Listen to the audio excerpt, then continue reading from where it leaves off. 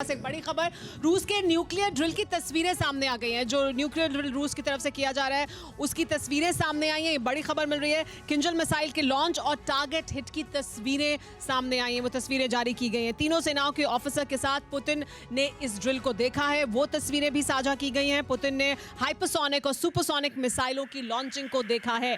तो किस तरह से अपनी ताकत को दुनिया के सामने दिखा रहा है रूस, बेलारूस के साथ मिलकर जो ये बड़ी एक्सरसाइज कर रहा है और जिसमें आज न्यूक्लियर ड्रिल की जा रही है और उसकी तस्वीरें भी लगातार साझा की जा रही हैं, दिखाया जा रहा है। और पुतिन ये दिखाने की कोशिश कर रहे हैं कि देखिए मैं फ्रंट पर मौजूद हूं, मैं सबसे आगे मौजूद हूं और मेरी निगरानी में ये सब हो रहा है। तो पूरी ताकत दिखाने की कोशिश है। जी, आप सर इस पर कुछ कहना चाहते थे? जी हाँ, पहले एक ये सवाल और ले लें, फिर दोनों को जोड़ देंगे। जी जी,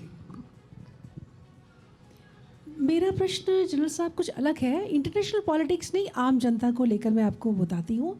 जब कोरोना आया तो सब चाइना चाइना करने लगे। कहीं ऐसा लगने लगा था कि अब वर्ल्ड पावर चाइना हो गया है।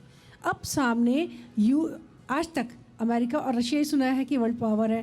अब वो आमने सामने आके मसल्स दिखा रहे हैं, मिलिट्री दिखा रहे हैं। मुझे लगता है कि थोड़ा बहुत कुछ ना कुछ वो कर भी सकते हैं। आपका क्या कहना है?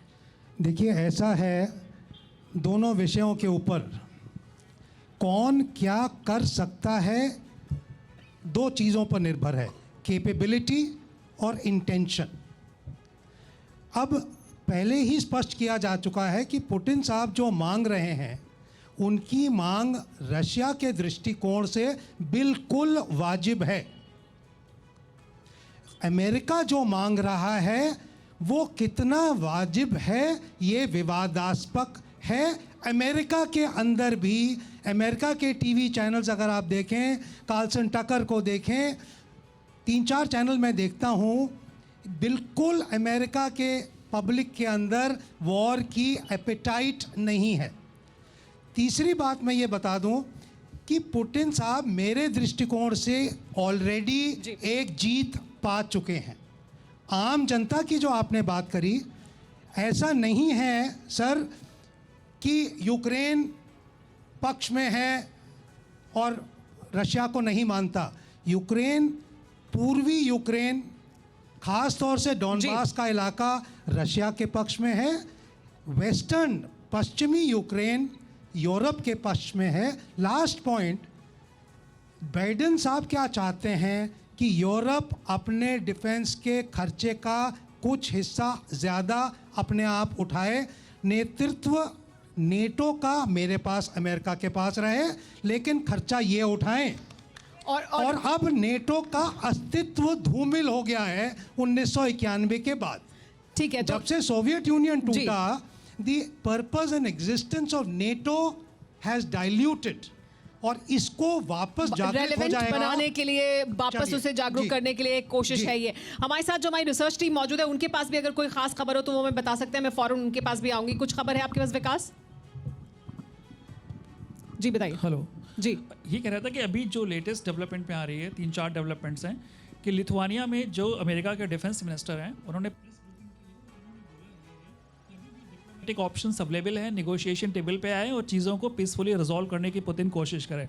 जब उनसे पूछा गया कि क्या बाइडेन ने बोला था कि रशिया इन्वेड करने वाला है, क्या ये सही है, तो उन्होंने एग्जाम्पल दिया कि अभी जो रशियन मिलिट्री है, लाइक ए स्नेक जो अनकॉइल करके पॉइज टू स्ट्राइक, यानी कि स्ट्राइक करने जा रही है। तो ये एक इंपॉर्टेंट चीज़ बोली है। साथ में ओलाफ शुल्ज जो है जर्मनी के जो चांसलर हैं, उन्होंने भी बोला है कि नेगोशिएशन, अभी 10 मिनट पहले ही उन्होंने ट्वीट किया, उन्होंने बोला कि नेगोशिएशन टेबल पे आएँ और बातचीत करके चीज़ों को रिजॉल्व करने की कोशिश करें। और कल पुतिन और मैक्रो की बातचीत भी होने वाली है, उसमें भी इसी पे बात होगी। जी हाँ अचल जी, मैं चाहूँगी इस पर अगर हम आगे और बात करें, क्योंकि देखिए रूस को भी हम देख रहे हैं कि लगातार उसने ये कहा है कि डिप्लोमेटिक चैनल्स हम खुले रखेंगे, बातचीत हम जारी रखेंगे। तो बातचीत वो भी जारी रख रहे हैं, तो वो एक सकारात्मक पक्ष है, लेकिन साथ ही ये इस तरह का मसल फ्लेक्सिंग भी कर रहे हैं।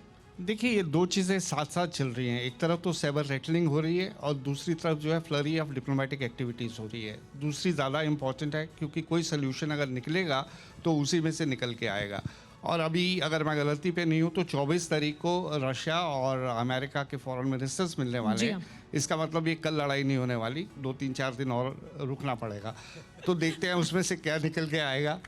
और दूसरा डिप्लोमेटिक फ्रंट्स पे काफ़ी जगह बातचीत हो रही है। नॉर्मंडी जो फॉर्मेट है जिसमें 4 कंट्रीज़ हैं, रशिया है, उक्रेन भी उसमें शामिल है, फ्रांस है, जर्मनी है, वो 2014 से बात कर रहे हैं। फोकस ईस्ट यूक्रेन पे था, लेकिन अब वो उसका एरिया जो है थोड़ा बढ़ गया है।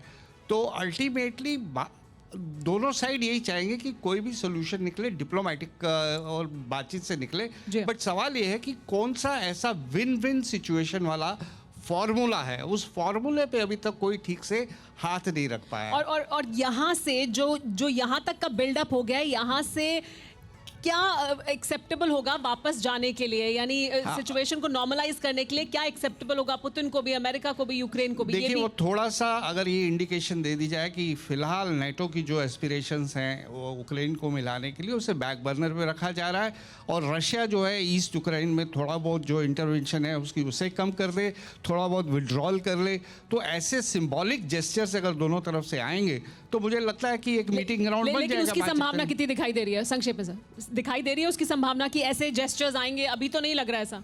देखिए, अगर ये नहीं आएंगे तो फिर ये समस्या चलती रहेगी, जी तो हाँ। ये इसका कहीं तो खत्म होना है इसको। और फिर ये इस तरह का एक माहौल है, इस तरह का एक एटमॉस्फेयर बना है जहां पर जरा सी गलती बहुत बड़ी एक गलती हो सकती है। एक गलती जो है जी हाँ, ट्रिगर इस बीच एक और बड़ी खबर बता दें कि जहां एक तरफ ये जो दो महाशक्तियां हैं रूस और अमेरिका, वो बयान दे रहे हैं और वो लगातार एक दूसरे को बता रहे हैं कि कौन क्या चाहता है। परवाह देश की, सोमवार से शुक्रवार रात 10 बजे TV9 भारतवर्ष पर।